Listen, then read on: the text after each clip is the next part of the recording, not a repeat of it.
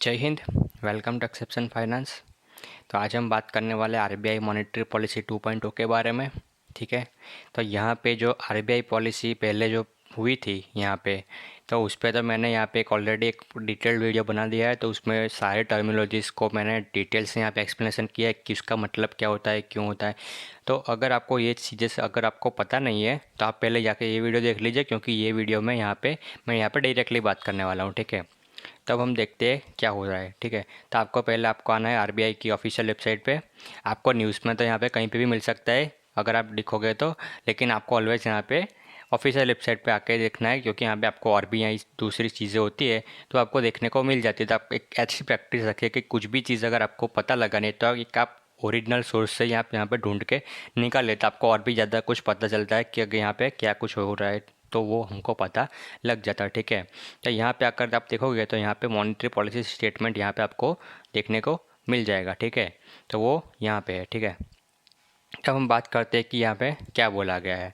तो सबसे पहला एक बहुत पॉजिटिव स्टेटमेंट यहाँ पे आया था, जो कि यहाँ पे सब लोग जो है उस पर फोकस लगाए रखे थे कि अगर इसमें कुछ हो जाए तो यहाँ पे कुछ होने वाला है।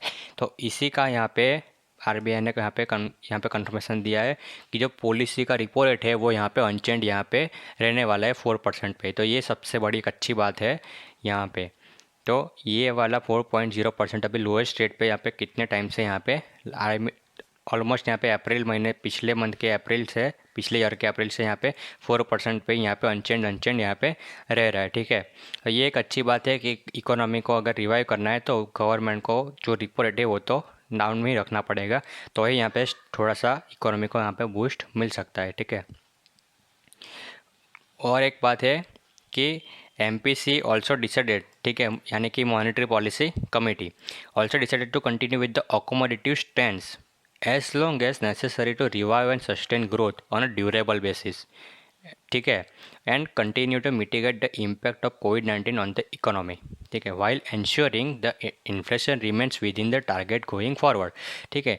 तो ये जो पूरा सेंटेंस है उसका क्या मतलब होता है, पहले अकोमोडेटिव स्टैंड देखते कि क्या होता है। An accommodative stands means a central bank will cut rates to inject money into the financial system whenever needed. ठीक है, यानी कि जब जब ज़रूरत पड़ेगी आरबीआई यहाँ पे पैसा आपको देगी। ठीक है। तो यहाँ पे ये होता है कि अकोमोडेटिव स्टैंड्स, ठीक है, यानी कि जब जब न ज़रूरत पड़ेगी तो एज नेसेसरी, ठीक है, to revive and sustain growth. तो ये करने के लिए जब जब ज़रूरत पड़ेगी आरबीआई पैसा देगी। लेकिन मैंने एक बार आपको फिर से बताया है कि अगर गवर्नमेंट ज़्यादा पैसा देगी तो क्या उस किसका खतरा रहता है, तो है इन्फ्लेशन का खतरा। तो यही चीज़ इन्होंने लास्ट स्टेटमेंट में लिखा है कि while while insuring the inflation remain the with in the target going forward, यानी कि इन्फ्लेशन हमारा उस रेंज में यहाँ पे रहे। रेंज क्या थी, मैंने यहाँ पे पिछले वीडियो में बताया था कि यहाँ पे 4%, ठीक है, उसके 2 पॉइंट ऊपर 2 पॉइंट नीचे, यानी कि 2 से 6% के बीच में इन्फ्लेशन है, ऊपर नीचे यहाँ पे हो सकता है। तो उसको ध्यान में रखते हुए जो भी डिसीजन होगा वो यहाँ पे आरबीआई यहाँ पे लेने वाली है। ठीक है। तो ये पूरा मतलब है ये सेंटेंस का। ठीक है। तो ये हो गया, यहाँ पे भी लिखा है देखिए 4% with in a band of +or -2। ठीक है, वाइल सपोर्टिंग अ ग्रोथ। तो यहाँ पे हमको ग्रोथ भी करनी है। ऐसा नहीं होना चाहिए कि हमने बहुत सारा पैसा दे दिया, ग्रोथ आ गया, लेकिन इन्फ्लेशन बहुत पहुँच गया 7%, 10%, 12%, तो ये भी फिर एक दिक्कत हो जाएगी। तो इसी के लिए हमको यहाँ पे गवर्नमेंट को यहाँ पे ये भी देखना है कि इन्फ्लेशन भी यहाँ पे मेंटेन रहे और यहाँ पे हमको ग्रोथ में भी यहाँ पे अच्छा खासा जंप मिला, तो वो भी करना है। तो ये सारी चीज़ें हैं जो है आरबीआई ने यहाँ पे बोली है, तो अच्छी बात है यहाँ पे ये। अब यहाँ पे थोड़ा सा असेसमेंट है कि ग्लोबल इकोनॉमी क्या कर रही है। तो वही है कि जो मेजर एडवांस इकोनॉमिक्स है, यानी कि एडवांस इकोनॉमिक्स, ठीक है, बड़े बड़े देश है अमेरिका जैसे, तो वहाँ पे क्या हो रहा है, गेनिंग मोमेंटम। ठीक है, क्यों? क्योंकि मास वैक्सीनेशन प्रोग्राम्स हो रहे हैं, स्टिमुलस पैकेजेस मिल रहे हैं, तो वहाँ पे अब बहुत इकोनॉमी उनकी यहाँ पे अनलॉक हो रही है। ठीक है, बहुत ज़्यादा इकोनॉमी उनकी अनलॉक हो चुकी है। तो इसी के चलते यहाँ पे क्या हुआ है कि जो हमारा जो है, हमारा तभी थोड़ा सा लॉक है, पूरा नहीं है लेकिन तो फिर भी थोड़ा सा हमारा लॉकडाउन यहाँ पे चल रहा है। तो उसकी वजह से हमारा जो है तो वो हमारा कंजप्शन कम हुआ है। ठीक है। तो इसके लिए हमारा जो इंपोर्ट कर रहे थे हम, तो वो इंपोर्ट हम कम कर रहे हैं, लेकिन उनको तो ज़रूरत पड़ती थी चीज़ों की, तो इसीलिए हमारा जो एक्सपोर्ट है अभी वो टाइम टू टाइम यहाँ पे ऑलवेज यहाँ पे बढ़ता हुआ नज़र आ रहा है, जो कि एक अच्छी बात है। और हमारा जो फॉरेक्स रिजर्व है वो अभी एक नेक्स्ट टाइम पे यहाँ पे 600 बिलियन को भी यहाँ पे क्रॉस कर देने वाला है। तो ये भी एक बहुत अच्छी यहाँ पे पॉजिटिव बात हमको देखने को मिल रही है। और अगर हम डोमेस्टिक इकोनॉमी की बात करें कि हमारी इकोनॉमी में क्या चल रहा है, तो यहाँ पे देखोगे आप कि यहाँ पे जो नेशनल स्टैटिस्टिक्स ऑफिस जिसने रिलीज़ किया है, तो वहाँ पे हमको देखने को मिल रहा है कि जो जीडीपी कॉन्ट्रैक्शन एट 7.3% फॉर 2021, यानी कि 7.3% का कॉन्ट्रैक्शन हुआ है। तो ये तो एक बुरी बात है, लेकिन अगर आप रियल में देखो तो इसका प्रोजेक्शन कितना हो, सबको पता था कि कॉन्ट्रैक्शन ही होने वाला है, क्योंकि ये लॉकडाउन से, तो लॉकडाउन में कैसे यहाँ पे ग्रोथ होगी।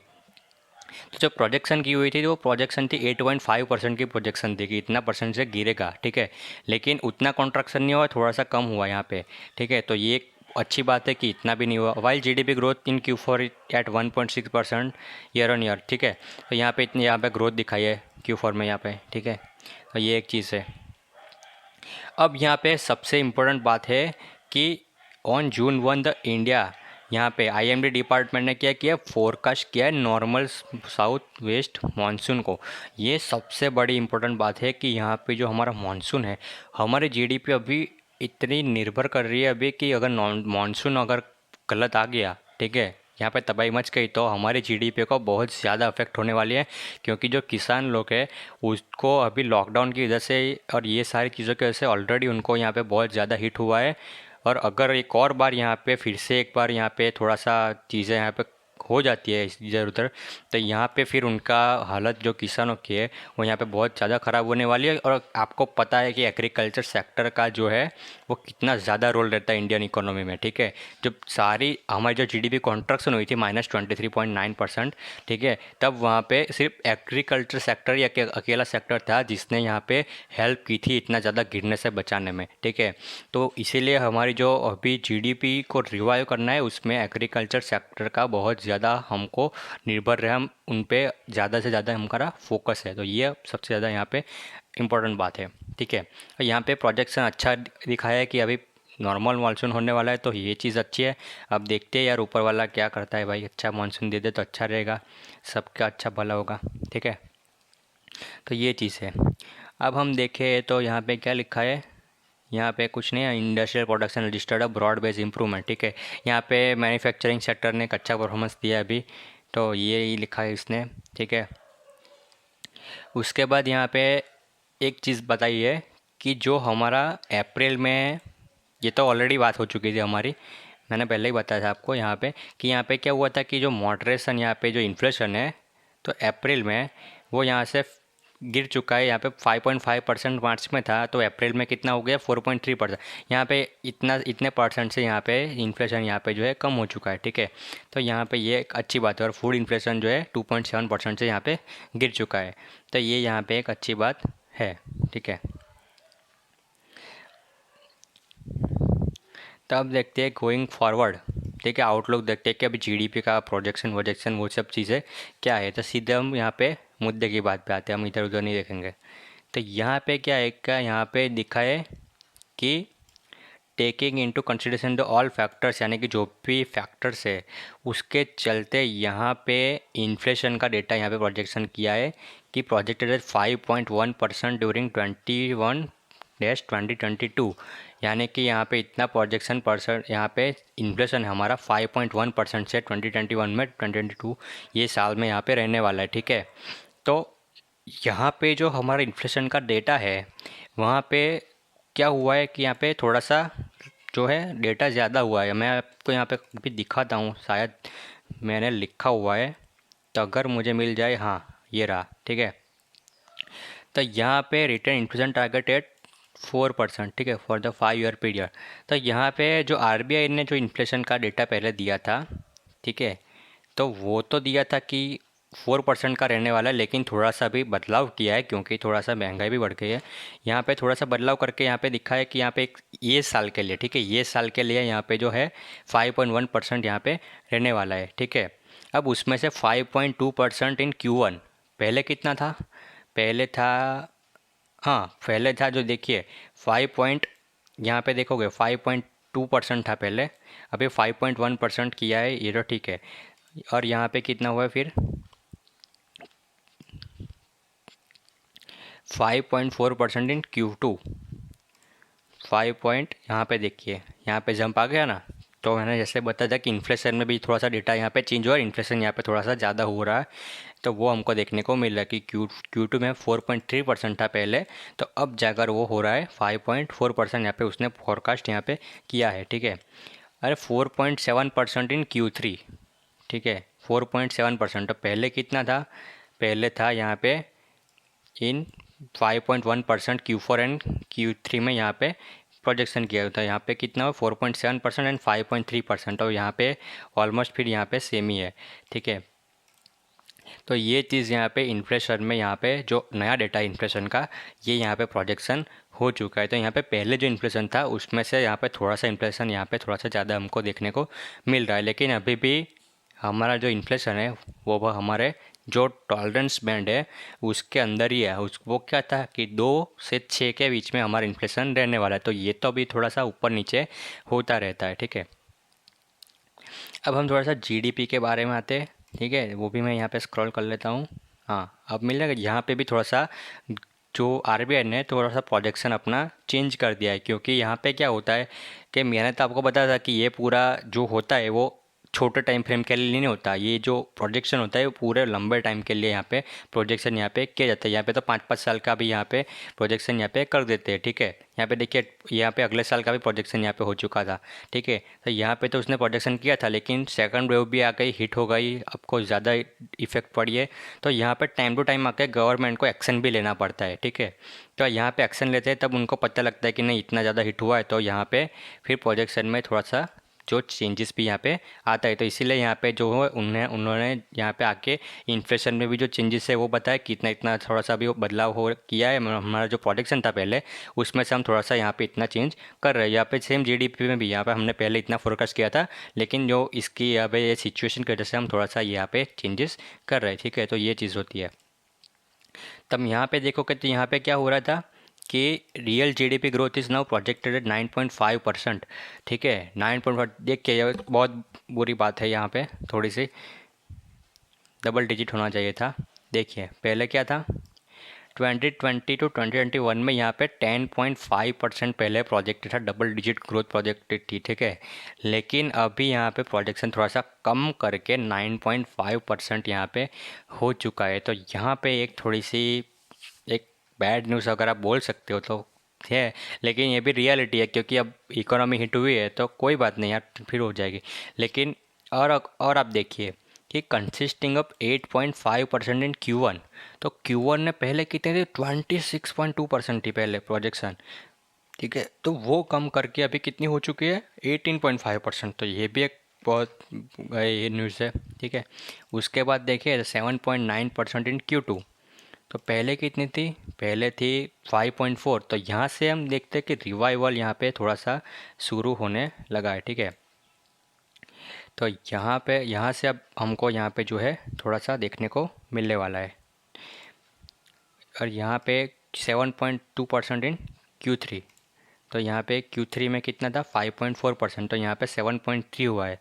तो यहाँ पे आई थिंक यहाँ पे Q3 से यहाँ पे अच्छा परफॉर्मेंस शायद से होने वाला लग रहा है। यहाँ पे 6.6% इन Q4, तो 6.6% इन Q4। हाँ, यानी कि क्या हुआ है कि जो प्रोजेक्शन है, अभी क्या हुआ कि जी यहाँ पे हमारा जो कोविड-19 की वजह से जब जो इफ़ेक्ट आई है, तो वो इफ़ेक्ट यहाँ पे इतने क्वार्टर तक यहाँ पे रहने वाली है।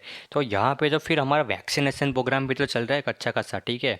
तो उसके चलते भी हमारा जो जीडीपी है मतलब जो थोड़ा सा जो ग्रोथ है वो यहाँ से अब अच्छा खासा, यहाँ पे जो इकोनॉमी है वो जल्दी यहाँ पे ओपन, यहाँ पे फुल तरह से यहाँ पे ओपन हो सकती है, क्योंकि हमारा वैक्सीनेशन प्रोग्राम भी इतनी फास्ट हो सकता है। और इतने क्वार्टर तक यहाँ पे मेजोरिटी जो है हमारा वैक्सीनेशन जो है वो फिनिश हो जाएगा Q2 तक यहाँ पे। और यहाँ पे सीरम इंस्टीट्यूट ने भी यहाँ पे अनाउंस किया है कि हम जून महीने के बाद यहाँ पे हमारा प्रोजेक्शन जो है कैपेसिटी है वो यहाँ पे हम बढ़ाने वाले हैं, और वो सारी चीज़ें हैं। उसके चलते अभी के लिए Q1 एंड Q2 तक तो यहाँ पे उन्होंने थोड़ा सा प्रोजेक्शन कम किया है, लेकिन जो Q3 एंड Q4 है उसमें यहाँ पे थोड़ा सा जो प्रोजेक्शन है उनका बढ़ा है। तो यहाँ पे एक इक्वली बैलेंस यहाँ पे हमको चीज़ें देखने को मिल रही है। तो ये कुछ अच्छी बुरी यहाँ पे कुछ एक बैलेंस यहाँ पे हमको चीज़ें हमको देखने को मिल सकती है। लेकिन अगर डबल डिजिट में आती है फिर से जीडीपी, अगर परफॉर्मेंस अगर ऐसे दे जाती है तो वो एक बहुत अच्छी बात यहाँ पे रहने वाली है। ठीक है, तो ये आपको क्यों पढ़ना चाहिए, ये सारी चीज़ें आपको टाइम टू टाइम ऐसे इसलिए अपडेट करनी चाहिए क्योंकि जब रियल डेटा आएगा इस चीज़ का तो यहाँ पे अगर इसको एस्टीमेट से अगर बीट किया है तो यहाँ पे आपको एक अच्छा खासा यहाँ पे परफॉर्मेंस देखने को मिल सकता है। ठीक है, अगर स्टॉक मार्केट में आप देखोगे तो यहाँ पे अगर इतने 9.5 का यहाँ पे प्रोजेक्शन किया लेकिन डबल डिजिट में अगर जीडीपी ने परफॉर्मेंस किया तो यहाँ पे एक अच्छा खासा जंप देखने को मिल सकता है। और अगर यहाँ पे 9.5 की लिखी है और यहाँ पे अगर आती है मान लीजिए 6% की, ऐसे कुछ ज़्यादा ही डिफरेंस आता है तो उसका भी डिफरेंस आपको यहाँ पे एक्शन में यहाँ पे देखने को मिल सकता है। तो इसीलिए आपको टाइम टू टाइम यहाँ पे ऐसी चीज़ों से भी अपडेट यहाँ पे रहना पड़ता है। ठीक है, तो ये चीज़ यहाँ पे हो गई। ठीक है, अब देखते हैं कि यहाँ पे चीज़ें यहाँ पे कुछ लिखी गई और यहाँ पे लिखा है कि यहाँ पे यूनानिमसली यहाँ पे जो भी ऑल मेंबर्स है यहाँ पे मॉनेटरी पॉलिसी कमेटी के, तो उन लोगों ने यूनानिमसली यहाँ पे डिसीजन यहाँ पे ये सारा चीज़ें जो है वो लिया था। तो ये था पूरा यहाँ पे आरबीआई की ओर से। और यहाँ पे अगर आप एक और न्यूज़ देखोगे तो यहाँ पे जीसैप 2.0 का भी इंट्रोडक्शन हो चुका है।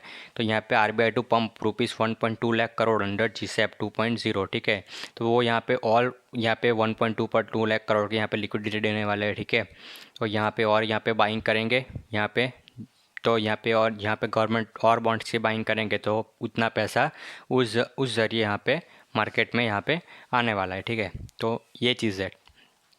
अगर आपको ये सारी चीज़ें अगर समझनी है कि यहाँ पे बॉन्ड्स में क्या होता है, बॉन्ड की प्राइस बढ़ती है घटती है तो यहाँ पे यील्ड में क्या फ़र्क आता है, यील्ड में फ़र्क आता है तो यहाँ पे क्या होता है, तो ये सारी चीज़ें अगर आपको समझनी है तो नीचे कमेंट में आप लिखिए कि बॉन्ड के ऊपर सीरीज़ चालू करिए। यहाँ पे एक ऐसे कमेंट लिखिए आप और वीडियो को लाइक कीजिए तो यहाँ पे कल यहाँ पे मैं आपको बॉन्ड के रिलेटेड भी यहाँ पे वीडियो आपको देखने देना शुरू कर दूँगा। ठीक है, और यहाँ पे एक दो कुछ और बातें हैं जो कि one tap liquidity window form. ठीक है, यहाँ पे जो भी सेक्टर्स है हिट हुए तो उसके चलते भी स्पेशल लिक्विडिटी विंडो यहाँ पे ओपन की है आरबीआई ने, जो कि होटल यहाँ पे हो गई और ऐसे जो भी सेक्टर्स है जहाँ पे बहुत बैडली हिट हुए यहाँ पे कोविड-19 की वजह से, तो उनको भी रिवाइव करने के लिए यहाँ पे आरबीआई ने स्पेशल यहाँ पे एक लिक्विडिटी विंडो यहाँ पे ओपन की हुई है। तो आपको यहाँ पे ऐसे ध्यान देना चाहिए कि इसके चलते यहाँ पे जो हॉस्पिटल यहाँ पे होटल्स रिलेटेड सेक्टर यहाँ पे जो भी स्टॉक्स है वो यहाँ पे भाग सकते हैं। तो इसी यहाँ पे ये जो रैली में यहाँ पे कचरे स्टॉक भी यहाँ पे भागना शुरू कर देंगे और जो भी सब चीज़ें होगी तो वो होगी। तो आपको ये जो चीज़ें हैं यहाँ पे आपको बच के रहना है। ठीक है, आपको पूरा जो एनालिसिस मैंने सिखाया था अगर आपको वो यहाँ पे एनालिसिस करना है, अगर आपको अच्छी लगती है कंपनी तो ही आप एंटर कीजिएगा, वरना ऐसे ही यहाँ पे रैलीज में यहाँ पे फंस सकते हो क्योंकि स्ट्रगलिंग सेक्टर होता है। स्ट्रगलिंग सेक्टर में यहाँ पे थोड़ा सा ऐसा आपको देखने को मिलता है, जब तक गवर्नमेंट सपोर्ट करेगी तब तक आपको एक अच्छी खासी रैली देखने को मिलेगी और जब गवर्नमेंट की यहाँ पे जो है मदद वो नहीं मिलनी बंद हो जाएगी तो यहाँ पे फिर से यहाँ पे जो कंपनी है वो डाउन आना शुरू हो जाएगी। तो इसी के लिए आपको पूरा अपना रिसर्च करना है, फंडामेंटल एनालिसिस सीरीज़ है पूरी, तो वो देखिए आप।